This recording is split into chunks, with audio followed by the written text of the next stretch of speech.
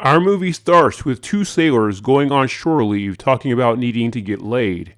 When they get into town, they end up seeing their friend Eddie, who introduces them to his own personal cab driver, Julio. The cab driver tells him to give him a call because he can find anything they're looking for, but first, he has to go take care of Eddie.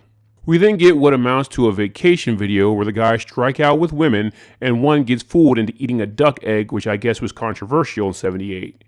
After getting frustrated, they decide to just pay for women. That also doesn't work, as the women they find end up setting them up to get robbed, but they're rescued by Eddie and Julio. They take the guys to a bar where they all get drunk, but then stop as a beautiful woman in black walks into the bar. Julio says he'll hook Eddie up with her, and does. Meanwhile, the other two sailors decide to get into a fight over her, leading to a full bar fight breaking out. Julio drives them to her house, which Eddie freaks out about it being in a cemetery. When they get there, Eddie tells Julio not to go anywhere just in case, as they head inside what looks like a giant mausoleum. She hits a button once inside and a sarcophagus opens up, leading to a hidden floor. They head down after a lot of convincing by her. Meanwhile, Julio takes off and some odd person tells a guy in a white suit that a man is there. Back with Eddie, he has lost sight of the girl whose name we now know as Cherish. She eventually returns in lingerie and begins talking about wanting him to stay with her, which of course he freaks out about since he didn't pay for the commitment package. That's when the guy in white walks in with two other women.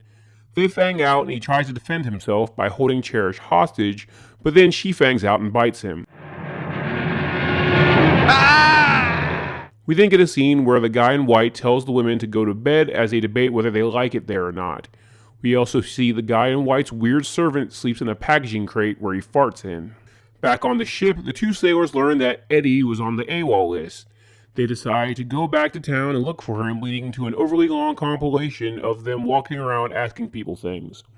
Eventually they see Cherish, who gets into a car with another sailor, so they go in a cab and convince the driver to follow it, which of course leads them back to the cemetery. One of the sailors decides to stay back because he had a traumatic experience with a dog in a graveyard or something, and the other follows Cherish. He heads into the mausoleum and accidentally hits the button that opens the sarcophagus. As he heads down, he hears a guy scream. Well, actually, we hear a guy scream. He has no reaction like he heard it. We eventually see one of the blondes has the sailor Cherish had upside down, draining him of blood and serving it to the others. The weird caretaker Pavo starts crying when he can't drink blood and Cherish coddles him. The sailor ends up tripping over a lamp and heads out. Pavo tries to stop him, but he's knocked out pretty easily. The sailor Tom escapes and calls for his friend Terry, who leaves the cab to help him, stranding them both as the cab takes off. The two go running around the graveyard screaming before the vampires arrive. We finally get a formal introduction with the platinum blonde being Susie, the darker blonde being Marcy, and the Asian woman who we already know as Cherish. The guy in white introduces himself as Richmond Reed.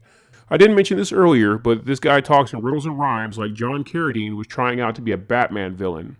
Anyway, after Pablo grabs the guy, the vampires take out sharp objects, which I'll never understand, considering from a blood drinking standpoint would be like if you try to drink a Capri Sun but push the straw all the way through so it leaks everywhere.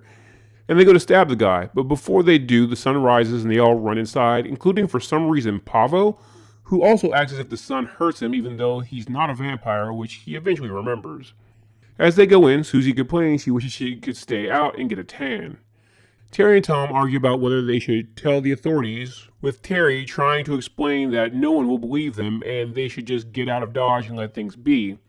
Apparently Tom wins out and they tell the chief, including the vampire deal, and of course they aren't believed and are dismissed.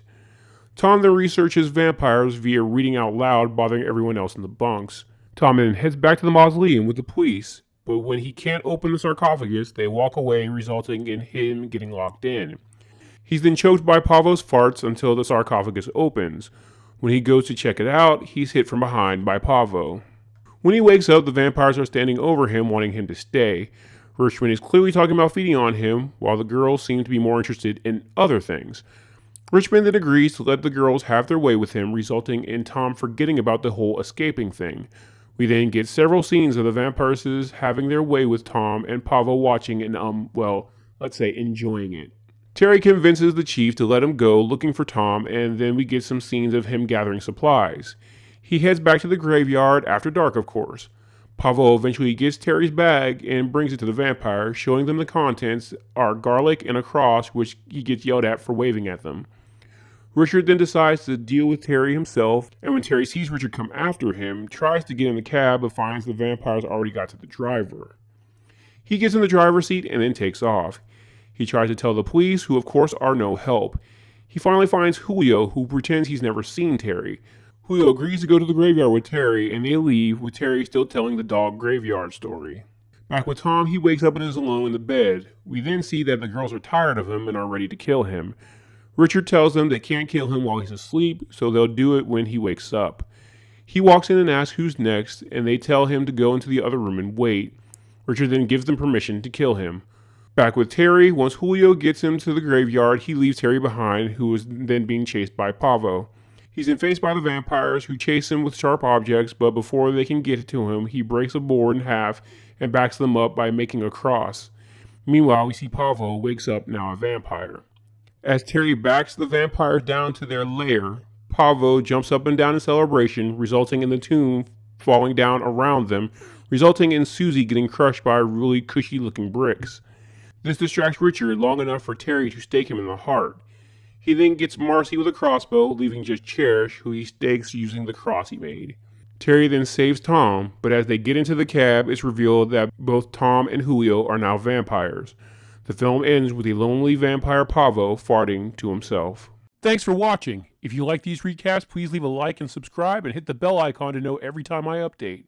There is now an option to be a channel member where you'll get access to exclusive recaps from late night vampire catalogs like Showtime, Cinemax After Dark, USA Up All Night, and much more.